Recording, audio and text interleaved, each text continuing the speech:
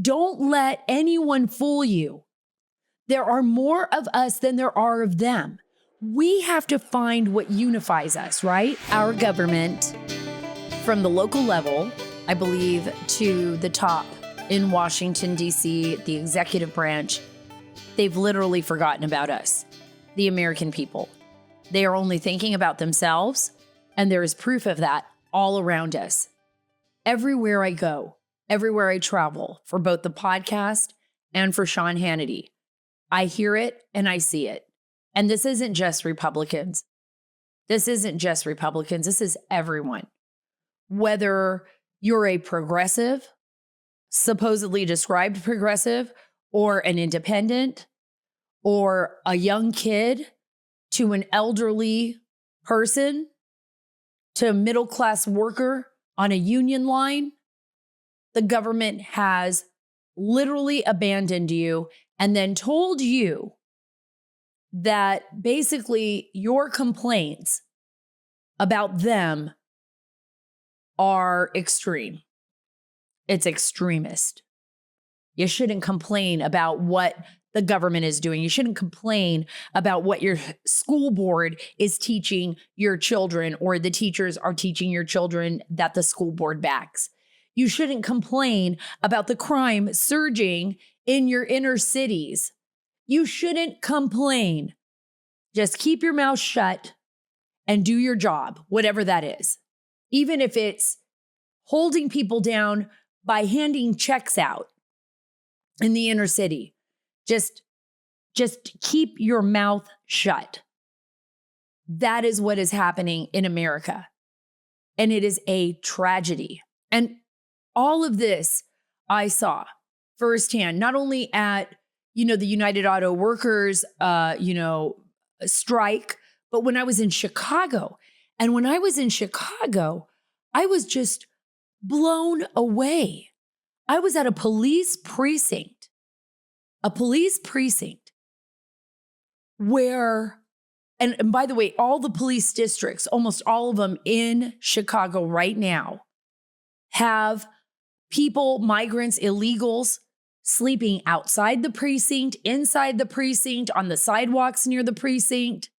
And I'm talking hundreds, maybe thousands throughout the city. Some of them are in hostels being put away, by the way, with your taxpayer dollars.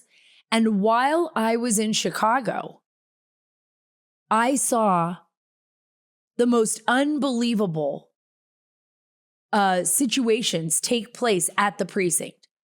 I couldn't even believe it. I couldn't even believe what I was seeing.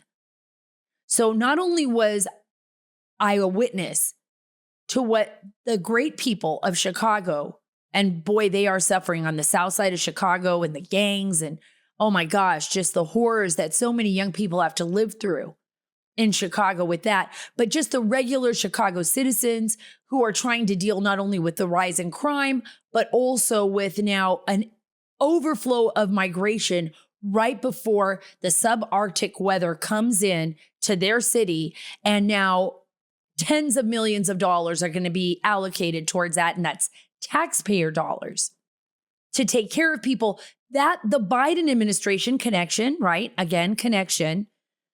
We have the United Auto Workers. I know some of you out there are like, I don't believe in the unions. This isn't about unions.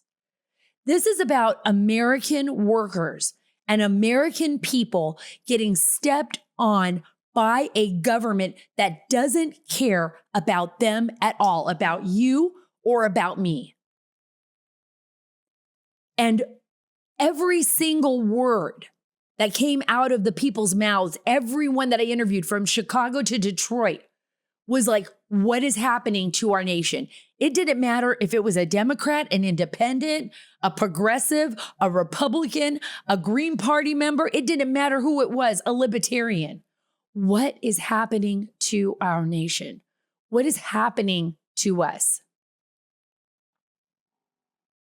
We're seeing these changes sweeping across our country, and we're struggling to keep our heads above water. Some of us feel like we're drowning.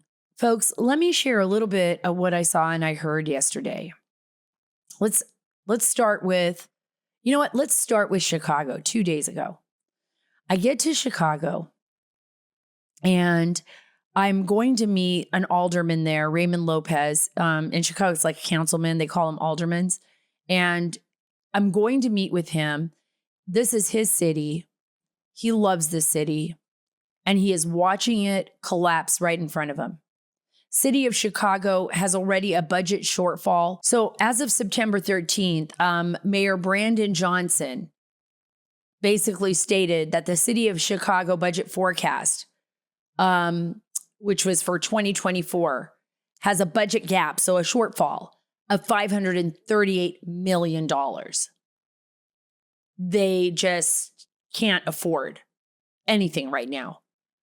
But the city is being inundated with illegal migration. But the city is still saying it's a sanctuary city, even though it doesn't want and can't handle the amount of migrants that are coming in. Not only that, we're not only seeing a shortfall, but crime hits an all-time high in Chicago. We've seen the south side of Chicago. It's a nightmare. I saw Gianno Caldwell there while I was, behind the scenes. I was getting ready to go on Sean. And Gianno was actually going to be testifying the next day with the House Judiciary Committee about crime and violence in the city of Chicago. And he lost his young brother there. His brother, and it was so emotional. I couldn't even listen the next day to all of his testimony right away before I was working on my other story in Detroit on the United Auto Workers, because I was in tears listening to what Gianno and his family had to go through, the loss of his young brother due to violence in Chicago, a young brother that would never have the opportunities, obviously, that he had to go to college, to make something out of his life, because his life was taken too soon. I want you to think about that. Americans are dying on the streets of Chicago. There are veterans living on the streets of Chicago that get no assistance from the government. Winter is coming. There's nobody to help them get off the streets. And you know what? The government is allocating tens of millions of dollars in Chicago alone for the illegal migration that's coming there. 29 million just for tents that Alderman Lopez told me won't even be able to house all the people that are there. Let me read this to you because I had to pull it up. I was like, wow, I wanted to get the right numbers. But this is just last weekend, okay? 3 days ago. This is just 3 days ago. 30 people were shot, 3 fatally in the city of Chicago. In gun violence, people violence. I hate when they say gun violence, but it's people using guns, right? A deadly shooting, one of them happened right outside of an 86-year-old victim's Southside home on Saturday morning. Loved ones said Charles Hobson Sr. was simply headed to get something out of his truck when he was shot and his truck was stolen. Moments later, while police were still on the scene, they said, the culprits came back. I mean, they just do it with impunity. People are acting like animals, and our government is doing nothing to stop it. Children are dying on the streets. And while I was there at the police precinct, because remember now, the police, they've been neutered. I'm just going to be straight up with you. In a lot of these cities, the police have been neutered. They have not been given the right support or the resources necessary. They've been defunded. They've been allocated to desk jobs instead of putting people in prison, instead of saying, no, you know what? I'm sorry. But even stealing at a CVS pharmacy is enough to get you busted. Now you could just walk right into a CVS, into a Walgreens, steal up to $900 in San Francisco. Remember that? People walking out with bags. In Target, the same thing. I've seen it with my own eyes. Trader Joe's. And all of the policies that we cannot interfere with those that are stealing from the stores because you don't want to cause a scene. You don't want to cause a ruckus. So we've got criminals walking into our stores, stealing, prices going up, businesses shutting down. Where does it end? And an 86-year-old man getting executed in the front of his yard in the south side of Chicago because somebody wanted to take his truck. What is going on here? And while I was at the precinct, astonished at the fact that I walked right in to this Chicago precinct, into this district precinct, people were sleeping all on the floor inside the precinct. I couldn't see any cops because they basically shut those windows down. They were operating on the backside of the building. They weren't even going to deal with all of the people inside their precinct. And of course, kind Americans drop off water, they drop off food because there were children, folks, little kids, 5, 4 years old, a pregnant woman living in tents at the precinct, living in tents. And while I was there, a man comes around the corner. I couldn't even believe this. He comes around the corner. He's looking at one of the, and almost everybody there was from Venezuela. He's looking at one of the Venezuelan guys, and he tells this guy who's sitting by a tent, he's like, "Where are my drugs?" And the guy looks up and he's looking over a side eye at me because we got a camera and stuff. And he's being kind of quiet. And he's like, "Where are my drugs?" to the Venezuelan guy that was sitting there in front of the police precinct. And the Venezuelan guy's like, later. Can't you see there's a camera there? And the guy's like, "I don't care about later. I don't care about the camera. I gave you money. I want my drugs.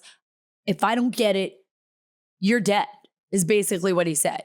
All of this is happening like right in front of the police station, right? And there's little kids running around. And then there's a woman who's sitting there who's apparently running some of the ladies from Venezuela on the street because cars are picking up some of the young girls that have already made their way into our country, and now they are being sold into sex trafficking because guess what? They got all the way down here with a dream of being an American and living the American dream, only to be living on the streets. And every single one of them that I asked, "Why did you come here?" I even have one of the guys on camera saying it, because President Biden wanted us to be here. Because he is allowing us to come here. But when we got here, there were no jobs. And I said, there are a lot of Americans without jobs. The people that I was talking to there at that precinct, they came all the way down through the Darien Gap, the most dangerous place in the world. We've had Michael Yon on the show before, and he explained that, how dangerous it is. We'll have him on again. But they were telling me about all the Chinese, remember all the young Chinese age, military age people that are coming through, people from Afghanistan, people from Syria, people from other parts of the world. The whole world knows that border is wide open. And again, to my point, your government, from the local level, for the most part, to the executive branch, does not care. They do not care about you. They do not care about your children. They do not care about the fact that all these people that are coming through are not vetted. They do not care about the fact that we have terrorists in this country and sleeper cells that could hit a soft target at any moment, at any time, which they will. And people will die. Americans will die. The night before, when I was in Chicago at that precinct, the night before, gang members showed up at the corner of the precinct and they were armed robbery. They conducted an armed robbery of the migrants and stole whatever they had from them. These are people that are living on the streets that now have to commit crimes because they don't even have $1 on them. So ask yourself again, why is the Biden administration doing this? I'll get to more of what I saw on the ground in a moment, but first I want to thank HelloFresh. HelloFresh, kickstart a fresh fall routine with HelloFresh. HelloFresh handles all the meal planning, think about this, and shopping to deliver everything you need to cook up a tasty meal right at home. They do the hard part and you get to take all the credit. I've done that myself. I absolutely love this. I had a pizza day with my daughter and her friends, and it was because of HelloFresh. And actually it was so good. I was really mad though, because one of the pizzas, it started to slip off of my tray and my lab puppy jumped up and ate it. So the last pizza that I had from HelloFresh actually was in Astro's mouth within like 5 seconds and it was over. But the kids loved all of the other little mini pizzas and the fruits and the vegetables and then the little waffle dessert that was on the side. And you know what I loved? I loved the fact that I didn't even have to think about it, that I just made it for them. And they were able to enjoy it and they loved it. And it was a big hit. So thank you, HelloFresh. So go to HelloFresh.com/50 Sara Carter. That's 50 Sara Carter. And use code 50 Sara Carter for 50% off plus 15% off in the next 2 months. In the next 2 months. You can't beat that, right, guys? You guys want to get the pizza? You guys want to get the dinner just sitting right there waiting for you to make it. Believe me, you will not regret this, especially if you have a busy schedule like I do. Go to HelloFresh.com/Carter. That's 50 Sara Carter, 50 Sara Carter, and use code 50 Sara Carter for 50% off plus 15% off the next 2 months. You can't beat that. This fall, skip the extra trip to the grocery store and have dinner ready in no time with America's #1 meal kit. Again, save 50% plus 15% off the next 2 months when you order at HelloFresh.com/50 Sara Carter and code 50 Sara Carter. So, okay, I started out, I talked to you a little bit about the United Auto Workers, right? I talked to you about the United Auto Workers. And there's a lot of people, my listeners, me as well, who don't agree with how the unions handle things sometimes, or don't agree with them at all, don't want them at all. I get that. But I want you to put your feeling aside about the union and listen to what the people who work in these factories are saying, what they are saying at Ford, you know, why they stood out front. They're not being listened to. Inflation has risen to the point where things are just not affordable. I talked to one of the union workers, not a union worker, but one of the Ford workers who was with the union outside at the strike. And he said to me, 31 years ago, when I started this job, I made $13.50 something an hour, $13.56 an hour when I started. And he said 31 years later, somebody who is starting in the same position I was in is now only making 50 something an hour to start. Now, of course, we all know with the unions and stuff, eventually you get a lot more money than that. And depending on how long you've been with the company, you're going to make more money than 16 something an hour. But all of the people that were there talked about like how they worked through COVID, how they, that they just want to be heard, that they're afraid. They're afraid that Biden's push and this administration's push towards electric vehicle is going to just push them right out of a job, that they aren't even being listened to, that they're not even being trained for whatever is next. These are people that want to work. These are people that want to feed their families. These are people that watched their own city of Detroit, and some of it it was their own making, their own demise, the unions pushing for higher wages, the unions, this and that, where we ended up taking jobs overseas, and they watched a beautiful city, Detroit, which was once like the envy in America, beautiful cars coming off, people living a great life, all of a sudden imploded on itself with these crazy progressive Democrats ideas and a push for, they stranglehold a lot of their own corporations, right? Where people were going overseas, but also the responsibility of the companies. We're going to places like China, let's wake up, where the majority of our antibiotics and PPE, that's our protective equipment, right, is being made, where we even had military equipment being made by our adversaries, right? We got greedy. We got greedy. Oh, cheap labor. Where we forgot about the American people. Folks, there's a happy medium. There is. And all of us have the responsibility to kind of find a way to work together to save our American dream. Our government will not do it for us. If you're relying on the government to do it, then we've lost. The reason I am imploring you to listen to this is because there are people in our government and our adversaries that want us to be divided. They are making money off of this division. They are planning and targeting our nation off of our division. They see it as a weakness, and it is.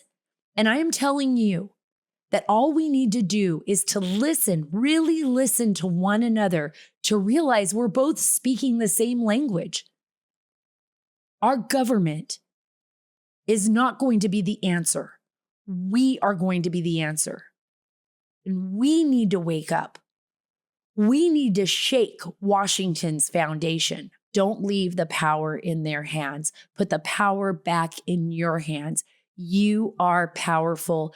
You are amazing, and you can move mountains. I truly believe that if we work together. Follow me on Truth at Sara Carter Official, on X at Sara Carter DC, and on Instagram at S Carter DC. Remember to rate the podcast 5 stars and download it on your favorite podcast app. I don't care if that's Apple, Spotify, wherever you get your podcast. Do it, download it, give us 5 stars.